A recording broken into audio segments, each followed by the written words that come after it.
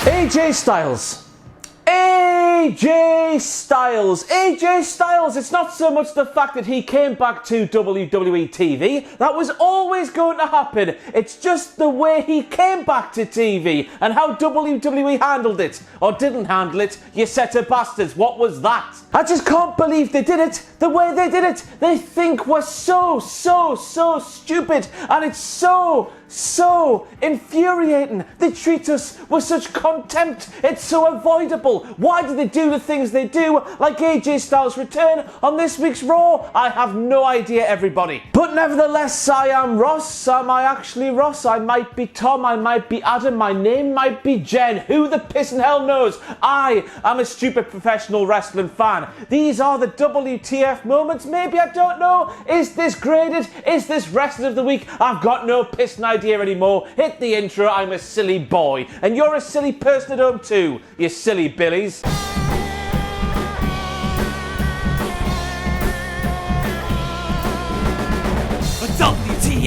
WTF! Wait there, Mr. Michael Victor Peter, as I get the order of MVP's name right this week after making it right. Balls up with it last week. I know.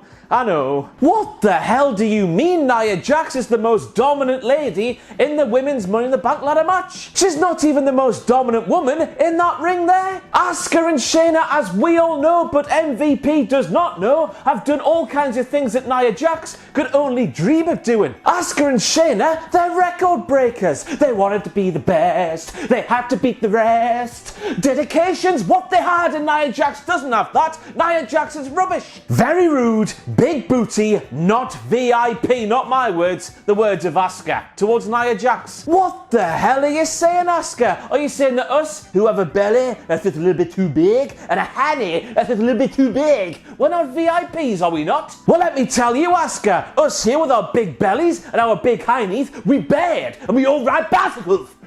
Dusty roads. How very dare you, you very funny and very entertaining lady. So then we hear deep voice movie advert man say next week on Raw, Becky Lynch will return to confront the winner of the Women's Money in the Bank ladder match. So the winner then of the Women's Money in the Bank ladder match, she's from Raw. A few questions here. First of all, why would Becky Lynch be interested if the winner of this match was from SmackDown, the brand she is not the champion of? And would the winner, if they were from Smackity Down, would they be allowed to appear on Monday Night Raw, since we are in the midst of this era of the brand extension and exclusive rosters and whatnot? This advert was aired by a bunch of fucking idiots, I tell you. Idiots. What was that about? I agree, Titus. I agree. Now I've got to make this a WTF moment, even if I don't bloody well want to. Titus O'Neil in a Last Chance Saloon Money in the Bank ladder match qualifying thing. Now I like Titus, as I'm sure every single person watching at home does. But Titus O'Neil in this kind of matchup, when Titus O'Neil's last televised match was taped back on December the 16th for a main event taping, and his last match live on Raw, that took place back in November. What a waste of a spot that was, man. I honestly think that Rusev had more chance of winning that Last Chance Saloon Gauntlet match thing, and he's not even with WWE anymore. And then we have a direct quote from Samoa Joe, who once again was tickety-boo on the commentary when he claimed if you want to talk about starting out with a lot of mass in this ring, we are starting out with a ton of mass, literally. Now I did a Google and I found out that a ton is 2,204.62 pounds, which means that by Samoa Joe's logic, he said literally, remember, there's 2,204 pounds in that ring. That's a lot of weight, that. And it's not true either, is it? Now, I'm sorry, WWE, I fully understand referee's discretion is a thing in professional wrestling, but surely, you cannot disqualify Bobby Lashley for going, get off me, you silly zebra man. What a load of bollocks that finish was. If you don't want Bobby Lashley to lose to Humberto Carrillo and vice versa, don't book them in the same wrestling match where one man has to win. Is it that hard? Just stop booking yourselves into corners you have to get out of with silly bollocks like this. It's so infuriating and so avoidable. But the balls on that referee for disqualifying Bobby Lashley like he did Bobby Lashley, remember, is a man who likes to take a hammer and a chisel up the taint, up the gooch, which is the spot between the spot between the bowels and the butthole. He does all that for pleasure. The balls on that referee. A WTF moment. All the balls. And then we have Samoa Joe saying, I believe we're about to see the next victim of the Lashley Express. Here, man, WWE, will you stop giving these superstars fake trains? We've got Braun Strowman with the Strowman Express on SmackDown. We've got Samoa Joe saying Lashley's got his own train with the Lashley Express on Raw. There's only one train in this WWE universe, and that train is the Tamina train. And whoa, she is your next SmackDown Women's Champion on Sunday, and I cannot bloody wait.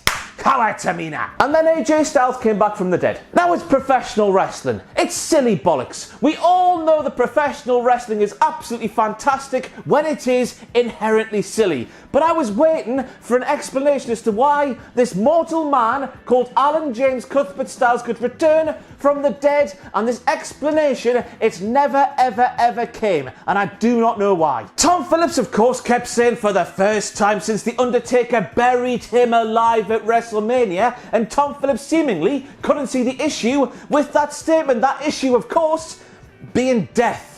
You die when you get buried alive, so you do. Apparently, I wouldn't know. I haven't been buried alive because I'm alive today. We all saw it, didn't we? AJ Styles was buried alive. His lifeless gloved hand was sticking out the top of 10 million bajillion tons of really heavy and really not breathable dirt. I'm just asking the question, why are we skipping over the very important detail of how did AJ Styles escape from being buried alive, and why are we burying the very sanctity of the Boneyard match when we've only seen one of them?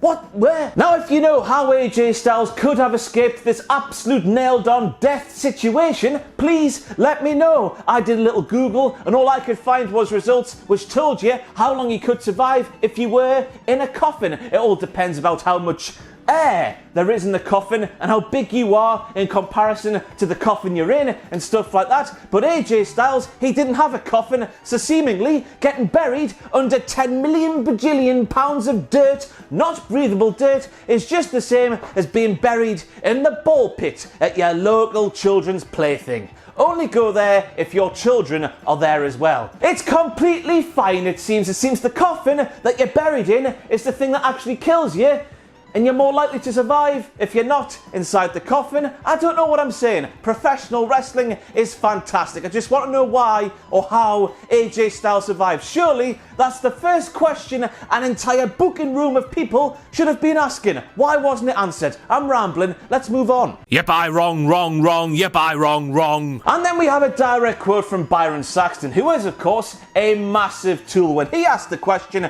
we all know that when you have the Money in the Bank contract, you're the envy of the WWE locker room. So why wouldn't AJ Styles throw his hat into the mix and give himself the chance of becoming Mr. Money in the Bank? Why wouldn't he throw his hat into the ring to give himself the chance of becoming Mr. Money in the Bank? Oh, I don't know, Byron Saxton. Maybe because he's dead. He should be dead, and his arms shouldn't be able to reach the hat on his head to throw it in the ring. I don't know what I'm doing. Byron. And then we have a direct quote from AJ Styles when he said, I'm not a ghost. I'm not a zombie. I got buried. I understand it. So what? And I was thinking, after hearing that from AJ Styles, who of course was a mortal man who got buried alive, surely you don't understand the concept of being buried alive because you're still alive. Am I missing something here? If you're spotting the thing I'm missing, please let me know, because I'm going radio rental right now. He then went on to say, I've not lost anything.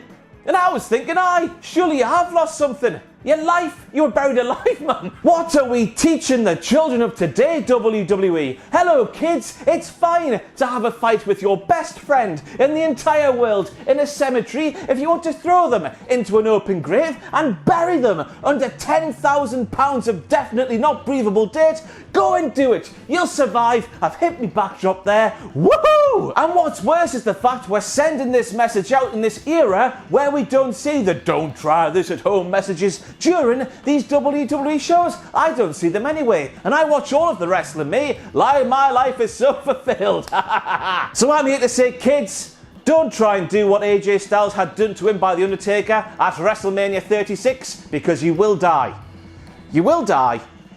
You'll die. And then we have AJ Styles saying, if I'm gonna win the Money in the Bank, if it's gonna take throwing Ronald Mysterious or Aleister Black off the top of WWE headquarters, so be it.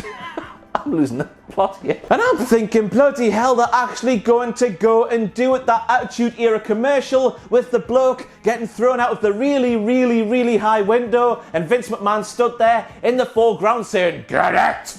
It's going to come to life, isn't it? But when it does happen, please be rest assured that either Aleister Black or Ronald Mysterious will be on the Raw after Money in the Bank saying, hey, I was thrown off the top of a massive building. I plummeted to my death. But hey, so what? You're completely fine. Go and do it at home, kids. Yep, I wrong. Yep, I wrong. And then we have Byron Saxton saying Ricochet and Alexander are one of the fastest rising teams on Raw. And I was left thinking, they're one of the only teams on Raw. How many teams are on Raw? Look at all of the teams on Monday night. We have the AOP, we have the Australians, we have the Champions, we have the Viking Carpool Karaoke Experience, and we have the Venga Boys, and then Ricochet and Alexander are there as well.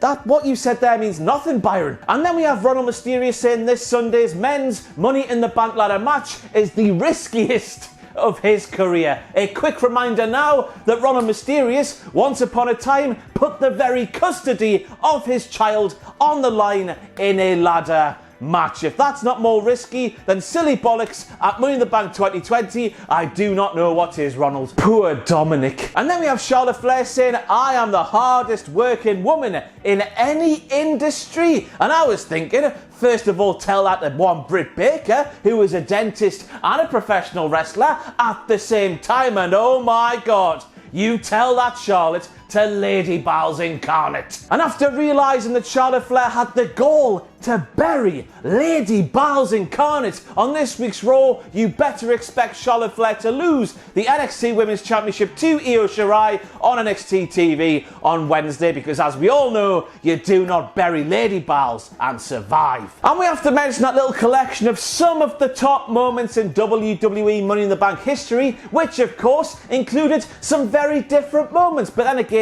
it did say some of the best moments in history, not all of them, so aye. But the WTF-ness of that collection of Money in the Bank moments came in the number one entry, which of course naturally was Seth Rollins with the heist of the century at WrestleMania. Did anyone else notice how they completely edited out Roman Reigns from that cash-in, even though Roman Reigns played a very big role in that cash-in since he was the big dog? Sorry, neighbours, who ate the pinfall which allowed Rollins to win the big one. Just imagine if you had never ever seen Rollins cashing in at WrestleMania 31 before, and this evidence on this week's Raw was the only thing you've ever seen relating to this moment. You'd be thinking, hey, Rollins runs down, he does a stomp to Brock, he pins Brock, and that's it. No Roman Reigns in sight. And that is weird. And we've all read the reports online, haven't we? But surely Vince McMahon cannot be upset